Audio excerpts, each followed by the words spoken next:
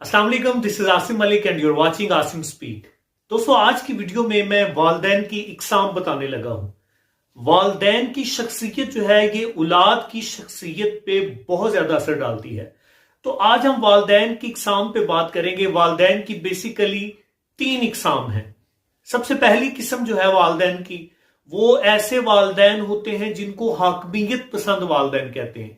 हाकमियत पसंद से मुराद ये है कि ऐसे वालदैन जो कहते हैं कि बच्चा जो है वो अपनी मर्जी से कुछ भी ना करे, बच्चा जो कुछ भी करे वो सारा का सारा वालिदैन की मर्जी से करे। मतलब जो वालिद कहता है या वालदा कहती है, बच्चा उसकी मर्जी से करे, उसकी मर्जी के बगैर बच्चा जो है वो 1 इंच भी ना हिले। इस तरह के वालिदैन जो होते हैं उनको हाकमियत पसंद वालिदैन कहते हैं। और हाकमियत पसंद वालिदैन जो है, इनकी औलाद जो होती है, इनकी औलाद वो बड़ी दबी दबी सी रहती है, बड़ी खामोश सी रहती है।